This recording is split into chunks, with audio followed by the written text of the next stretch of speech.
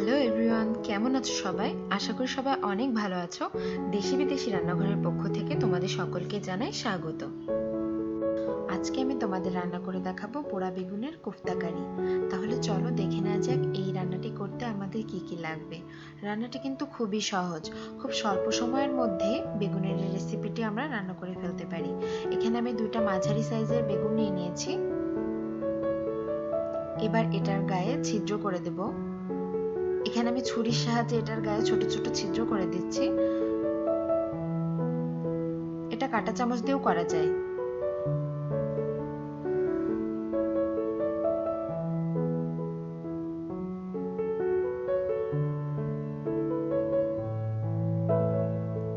এবার হাতে সামান্য সরিষার তেল নিয়ে এটার গায়ে আমি এভাবে মাখিয়ে দিব।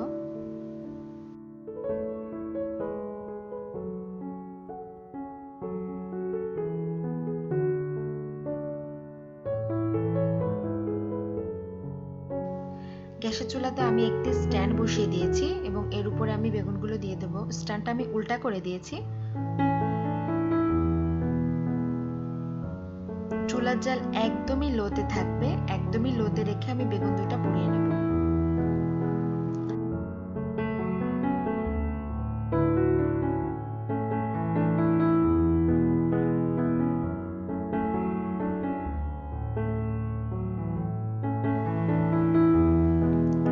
হয়ে গেছে। একটা কাঁটা চামচ দিয়ে এটাকে আমি এভাবে চেক করে নিলাম। এবার এটাকে উঠিয়ে ঠান্ডা হতে দিব। এগুলোকে আমি সাইডে রেখে দেব যতক্ষণ না পর্যন্ত এগুলো পুরোপুরিভাবে ঠান্ডা হয়। এবার তাহলে বাকি ইনগ্রেডিয়েন্টস গুলো দেখে নেওয়া যাক। এখানে বেসন নিয়েছি 1.5 কাপ, লবণ পরিমাণ মতো, আদা রসুন বাটা 1 চা চামচ, কাঁচামরিচ কুচি 1 চা চামচ, শুকনো লঙ্কার গুঁড়ো 1 চা চামচ এবং 2টা আলু এভাবে ছোট করে কেটে নিয়েছি। পেঁয়াজ কুচি নিয়েছি 1 কাপ, হলুদ 1 চা চামচ, রসুন কুচি 2 চা চামচ, ধনেপাতা কুচি নিয়েছি আধা কাপ, এগুলো আমি এখানে শুধুমাত্র গার্নিশিং এর জন্য নিয়েছি, এবং টমেটো কুচি নিয়েছি 1 কাপ। পোড়া বেগুনগুলো ঠান্ডা হয়ে গেলে আমি এগুলোর খোসা ছাড়িয়ে নিয়েছি। এবার এগুলোকে আমি মেখে নেব। এখানে আমি লবণ দিয়ে দিচ্ছি পরিমাণ মতো।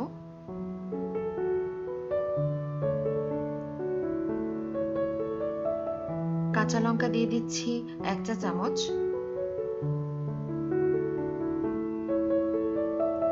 হলুদ গুঁড়া দিয়ে দিচ্ছি আধা চা চামচ,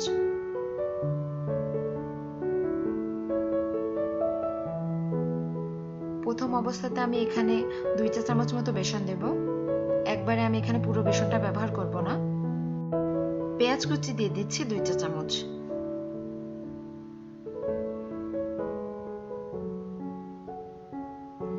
এগুলোকে খুব ভালোভাবে আমি হাত দিয়ে মাখিয়ে নেব।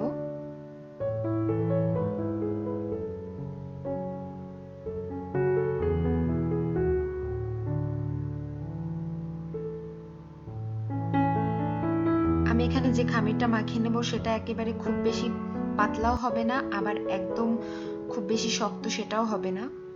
একটা মিডিয়াম কনসিস্টেন্সির খামির আমি এখানে মাখিয়ে নেব। খামিরটার কনসিস্টেন্সি হবে কিছুটা এরকম। তেল সামান্য পরিমাণে গরম হলে এর মধ্যে আমি কোফতাগুলো দিয়ে ভেজে নেব। একেবারে পুরোপুরি গরম তেলে এগুলো ভাজা যাবে না, তাহলে বাইরে থেকে খুব দ্রুত কালার চলে আসবে এবং ভেতরে ভাজা হবে না। এভাবে ছোট ছোট আকৃতির করে আমি কোফতাগুলো ভেজে নেব। এ সময় চুলার জাল আমি একদমই লোতে রেখেছি।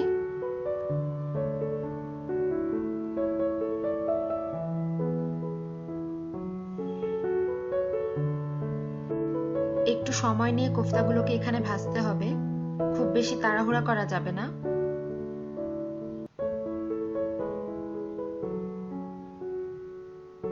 হয়ে গেছে। এবার এগুলোকে আমি একটি পাত্রে উঠিয়ে নেব।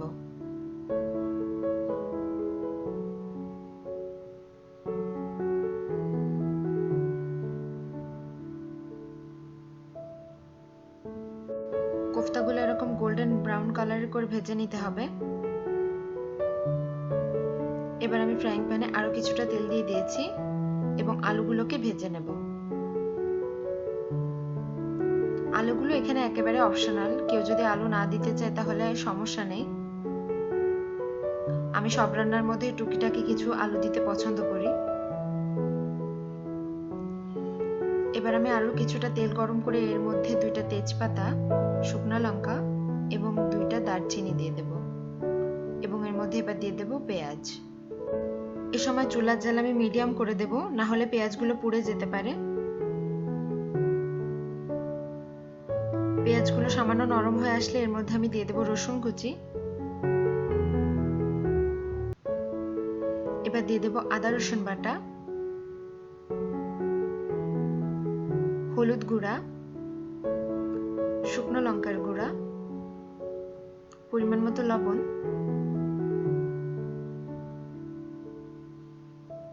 এবার এগুলোকে খুব ভালোভাবে মিশিয়ে নেব। এগুলো সামান্য পরিমাণে ভাজা হয়ে গেলে এর মধ্যে আমি এবার দিয়ে দেব টমেটো কুচি।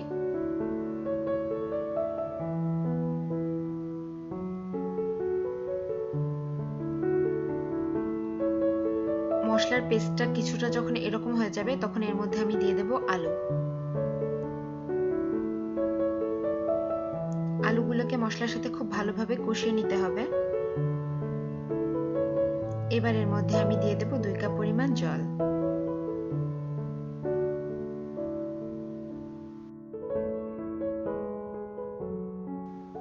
এবার আমি এটাকে ঢাকনা দিয়ে ঢেকে বলক আসা পর্যন্ত অপেক্ষা করব। বলক চলে এসেছে, এবার এগুলোর মধ্যে আমি দিয়ে দেব কোফতা। খুব বেশি নাড়াচাড়া করা যাবে না, আলতো হাতে এভাবে কোফতাগুলোকে তরকারির মধ্যে ডুবিয়ে দিতে হবে। তরকারিটা রান্না হতে সময় লাগবে 10 থেকে 15 মিনিট। হয়ে গেছে। এবার এটাকে আমি একটি পাত্রে ঢেলে সাজিয়ে নেব। রান্না হয়ে গেল পোড়া বেগুনের কোফতা কারি। তোমরা অবশ্যই বাসায় এই রেসিপিটি ট্রাই করবে এবং কেমন হয়েছে সেটা আমাকে কমেন্ট বক্সে জানাবে। আবার দেখা হবে পরবর্তীতে নতুন কোনো রেসিপি নিয়ে। ততদিন পর্যন্ত ভালো থাকো, সুস্থ থাকো।